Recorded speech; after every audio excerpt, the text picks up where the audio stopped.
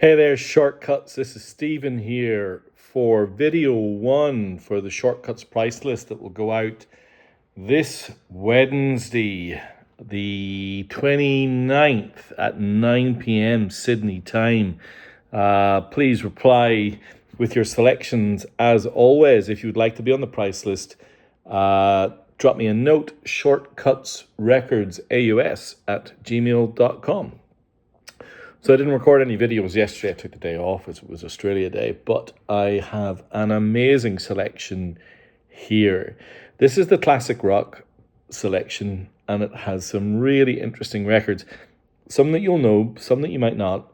But also, I have my first selection here from a collection that I bought from the BBC. I bought the Atco label collection from the BBC in the UK. They're offloading their vinyl, and I will show you what some of that looks like in a little bit. It's got all sorts of weird and wonderful things, and the first selection will be today. All right. Now, first, I will be formally announcing this on email very soon, but I am organising my first record fair. The Manly Record Fair will take place in the Hotel Staying on the Manly Corso on Sunday, March 16th from 11 a.m. to 4 p.m. There will be a big selection of really interesting vinyl available from myself, a whole bunch of my mates, a whole bunch of people that I've met over the years of doing this. I'm going to be providing prizes. We're going to do draws and raffles. There's a DJ. The food in the stand is great. The location they've given us is incredible. I will ask for your help to get the word out because it's the first record fair on the Northern Beaches since 2019. So it's pretty huge. I can't wait. March 16th. All right, let's get into this. I am going to start with two of the greatest records released by members of classic rock bands who were not considered to be the, let's call it, premier talent in the group. But I think both of these records are the best solo albums that ever came out of these groups. And this first one in particular, I think, is one of the best albums of the 70s. A continuing cult classic. I'm just going to introduce this first album. It is Pacific Ocean Blue by Dennis Wilson. Now, this is a kind of really cool, kind of fold-out gatefold. Can you see that? And on the inside are a number of pictures from Dennis. It's kind of like a glossy cover. This is very rare. This is the Aussie first press. You can see the lyric sheet, and the record, the vinyl, is excellent as well. The only bit of damage is this little tear just here. Very, very hard to find. Why is this album so good? The story of this record is kind of mind-blowing. So the Beach Boys, of course, I'm referring to Dennis Wilson from the Beach Boys. Brian Wilson being the acknowledged genius, I guess. But in the 70s, the Beach Boys star had truly faded. They did release some records that I love. Like, I love Holland and I love Wild Party and those records. They did some really interesting tours. In fact, they toured with Chicago, and they were such a good live band. The reviews of that time are that they kind of blew Chicago off the stage. Dennis Wilson, being Dennis Wilson, a notorious ladies' man, he often referred to himself as always being ready. He kind of had his eye on, I think it's the bass player, and he ended up stealing the bass player of Chicago's girlfriend, or maybe even wife. She then became his wife, Kathy Lamb Wilson. She became very, very typical Dennis Wilson maneuver. He's also the guy who allowed Charles Manson to kind of become part of the Beach Boys, landscape, and they ended up recording notoriously a Charles Manson song, which is pretty incredible. Um, yeah, very, very interesting dude. Well, the rumor is he sampled heroin shortly after recording this album, and then the downward slide from there was pretty steep, and he was booted out of the Beach Boys, and really, came to a pretty sad end. But he had these songs around 76, 77, and his relationship with Kathy Lamb kind of inspired him, and he went into the studio and made this record, Pacific Ocean Blue. Look how handsome he is, man. What you get here is a lush, really beautiful album with some incredible love songs. Clearly, the inspiration of Kathy Lamb is there. But his voice is almost reminiscent of when Harry Nilsson's voice started to break through kind of drug use, and the purity disappeared, and it became a little bit more characterful and a little bit more hoarse. And his voice is like that, but it is very different to the Beach Boys. It's very dramatic. The opening track, I think, is one of my favorite opening tracks, and I'm trying to remember the name because I don't think the track lists are on the sleeve. You're gonna get the track list from the look at that label as well. Beautiful. Opening track, River Song. Dennis Wilson and Carl Wilson. Man, what an unbelievably beautiful track. There isn't a clunker in the 11 or 12 songs on here. It's well worth investigating if you don't know it. I actually think it might well be the very first Beach Boys solo album, which is an interesting corollary to the one that is coming next. And I'll explain why in a second. I wonder if you can work out what the next one is. But River Song, Dreamer, amazing songwriting, incredible voice, really dramatic playing. If you don't know it, give it a listen. It's pretty rare, pretty expensive, but I love it to bits. Interestingly, he did record some tracks with Brian during the making of this, but they've never been surfaced. They've never surfaced. I think the theory is that those tapes are gone, never to return. It's a really nice sounding record as well. I love it. Brian Wilson's Pacific Ocean Blue. Give it a listen. Interestingly, when you see what this record beat off, the pole position, I like to select, I think, the key record to kick off. The other record I'm thinking of is, of course, George Harrison's All Things Must Pass. This being the first solo album released by the Beatles post-breakup, which is the corollary to Dennis Wilson. And I think, undoubtedly, both Pacific Ocean Blue and All Things Must Pass are the two best solo albums from members of the Beach Boys and the Beatles, respectfully. This is a triple album tour de force. It just goes to show how many incredible songs George Harrison had stored up in his locker that he just couldn't get through the kind of Lennon-McCartney loop. From My Sweet Lord through, pick any track that really, that kind of full spectre wall of sound, lush, mighty kind of production. And you can, there's just treat after treat.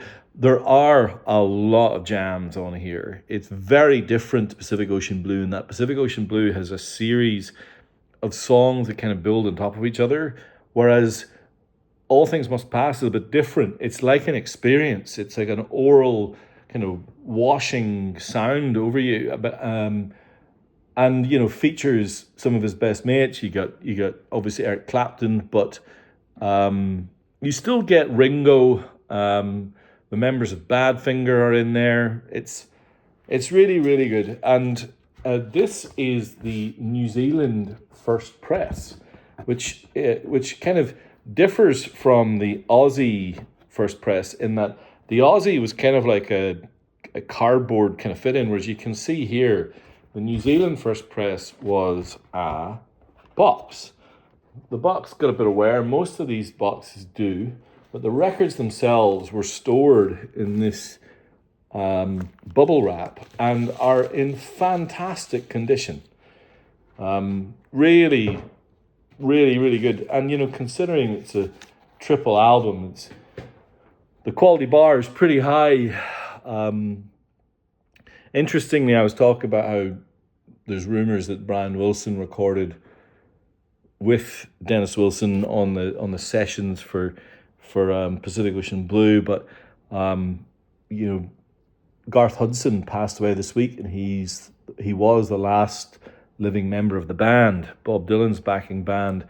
And there still are rumors that George Harrison recorded with Bob Dylan and the band at Big Pink. But those versions, again, they haven't been released. So there you have the two opening releases. Now, I am going to follow those two with some really classic records, but with some great Japanese presses, particularly these next two. So this is the Japanese first press of the Rolling Stones' Let It Bleed. I think definitely in the mix for the greatest Rolling Stones album. There's the Delia Smith famous Cake running kind of like a record player. Let It Bleed, Love in Vain, Midnight Rambler, Gimme Shelter, You Can't Always Get What You Want, Monkey Man, Country Honk. Infamously, the tracks on the back out of order of what is in the record. Designed by Mr. Robert Brownjohn, and he just an amazing sleeve. Now, what I love, and this is going to be a little bit hard to demo, I will try my best. Inside the Japanese first press, which is the record I have, it sounds great, is this fantastic inner. I'm only going to be able to show you part of it, but basically it expands out. It's about 2.5-3 meters long, and it's got pictures of all the band and these psychedelic colors with the most fantastical version of the lyrics of these songs. I'm going to give you an example. I think probably the most egregious and therefore funniest is the Japanese version of the lyrics of the opening of Gimme Shelter. Here we go. I'm just going to show you what it looks like. Can you see? A fantastic photograph of Charlie Watts, and beside it, Gimme Shelter. Gimme spelt Gimme. Oh, storm is sweating, love, we laugh today. If I don't get some shelter, girl, I'm gonna fade away. Oh, I tell you, it's just a shadow. There you go. Did you know that? Oh, storm is sweating, love, we laugh today. There are the opening lines of Gimme Shelter, apparently. Anyway, fantastic record, brilliant version, incredible sound. The best I've heard, and I've heard many versions of this album now. This is the best, the Japanese first press, SLC 300, just look up the reviews. And I love that inner, it's just fantastic. One of my favorite little snippets of information about this album, because I've loved it for a long time, is that the producer, Jimmy Miller, famously recorded the choir who sings You Can't Always Get What You Want. He famously recorded them out of sync, and he had to go and painstakingly kind of snip and tuck and do whatever he had to do back in the day to edit the tape to make it work. And boy does it work. All right, so there you go. Now I'm going to rave about this. So over the last year, I have been collecting up the Beatles versions of albums released in 1992/93 in Japan, 30 years after the first release of the Beatles. And this particular series was called the Final Vinyl series. they made just stellar versions of these albums, in particularly the mono presses of the early albums. I really love the Abbey Road and the Let It Be, but I increasingly falling in love with this. The Japanese final vinyl version of Sergeant Pepper. Now, this is in fantastic condition, complete with the unique obi, the final vinyl obi. This also comes with the story of the record and the lyrics in Japanese. I think it's because the lyrics are in English on the inside of the record, or maybe they're not. Oh, on the back, yeah, the lyrics are in English on the back. And, of course, it features the cutouts from the time of the original press. It was done on the Black EMI Odeon label. It sounds fantastic. Can't rave about the final vinyl series enough. If you are into your Beatles, these records are superb. And some of you who've been around to my place and we've played some records together will know that I often pull out some of the final vinyl series to play. And it's the first final vinyl I've had for sale, I think, in about a year. One other thing, I always rave about how good the Beatles' Abbey Road is on Japanese. This is the AP 8815 version. If you don't have a really nice Abbey Road, the Japanese Abbey Road is fantastic. I think that, between Pepper, Abbey Road, and Rubber Soul, I think you've got the core of what the Beatles were. And what a band. What a band. All right. Finally, before I move on to the BBC collection, I have the Japanese press on the Brown Fantasy label of my personal favourite Creedence Clearwater Revival record, Willie and the Poor Boys. 1969, Fortunate Son, Down on the Corner, just incredible song after incredible song. I love it. Fortunate Son becoming, over time, one of the great protest songs. Great album. And just, it's been added to the US Library of Congress's National Recording Registry. And that was about 10 years ago. And rightfully so. It's an absolute classic. All right, so that's the end of the Japanese section. Now I'm going to talk a little bit about the BBC and quickly run through a few records. So the BBC has been selling off its vinyl archive in tranches in the UK. It's very expensive to buy them. They're being collected up by nerds in the UK, practically impossible, but I've missed out on maybe 50 lots over the course of the last year. They've been releasing them in auctions, I think once every 4 months or so. Just impossible to get. This time round, I decided I am getting a box of these BBC records, and I bid on a box from the Atco label. The Atco label being the label that I'm interested in because of how much I love Aretha Franklin and Otis Redding, the classic soul records. But they're also interesting. They've got, they really like psychedelic rock. There's some really good psychedelic rock acts all the way through up into the 80s.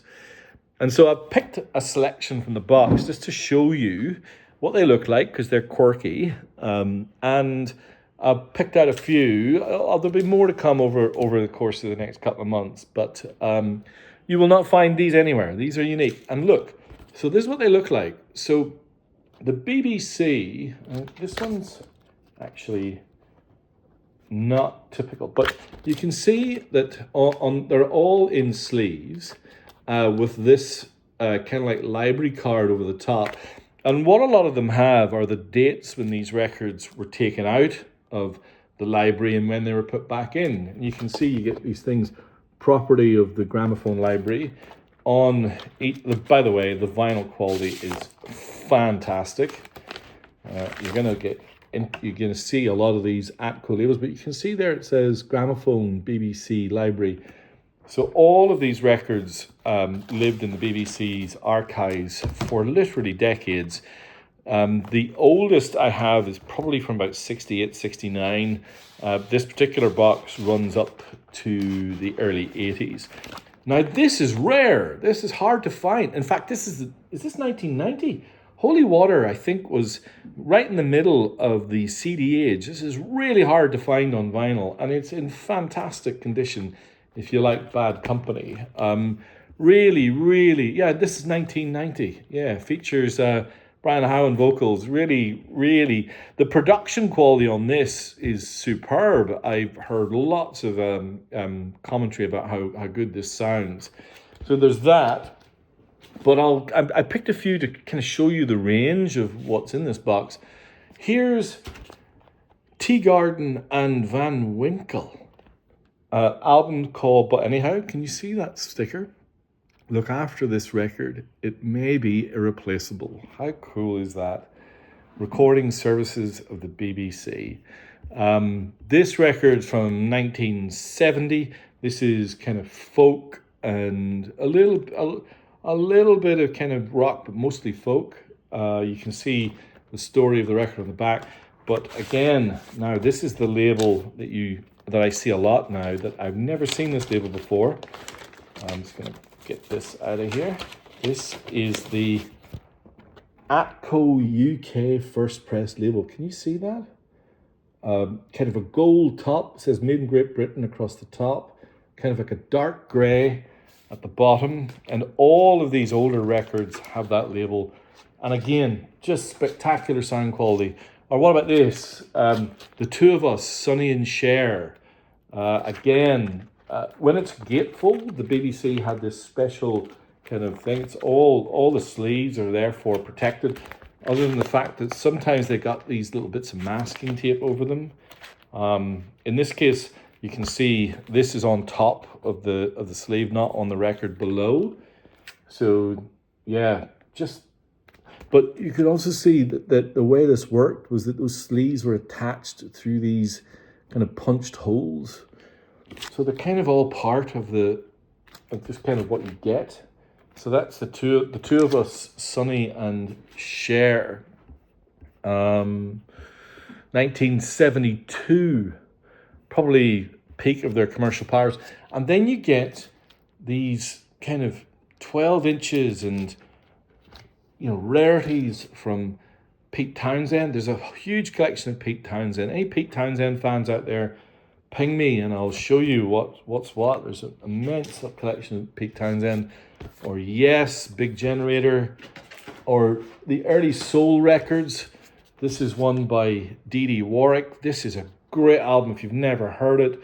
Love it. This is, let me get the year, 1970. Just a powerhouse soul record. You'll notice again that gold and grey ATCO label. Perfect condition. Give this album a listen if you don't know. There was, I think, 2 or 3 of these in the box. It's fantastic. Then you've got the last of the Buffalo Springfield records. This one's also a gatefold.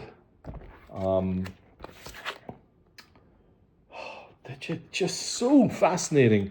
This one, let's have a look. I put a new sleeve on it. Again, this is the ATCO in absolutely pristine condition.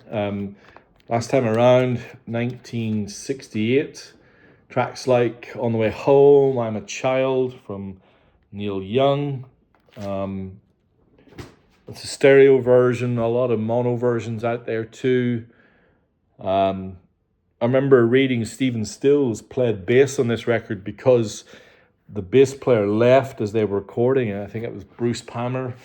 And I was mentioning the psychedelic rock. So you got rock and roll by Vanilla Fudge, the Psych Rock Band. This is from 1969. This is a really heavy record. Really groovy fusion of hard rock and kind of more experimental psychedelia. It's the four guys. Again, you'll notice this First Label UK press. What I noticed by playing them is obviously the vinyl is ridiculously good, but the bass is so heavy and deep, man. Yeah, really good. The sound quality of these Atco pressings is outrageously good. Anyway, more to come on that. If you are into Pete Townsend in particular, ping me or share. There's a whole bunch of those types of things. In fact, I got some more of the Pete Townsend here. So you got this type of thing. Anyway, wonderful stuff. Part of this great journey that I share with you guys. As always, if there's anything, please leave a comment. If you like the video, if you like Dennis Wilson, if you have any questions, drop me an email, shortcutsrecordsaus@gmail.com. If you want to join the mailing list, email me, like, comment, do all that good stuff, and I'll record the next video very soon. It's very different, but very cool. All right, bye.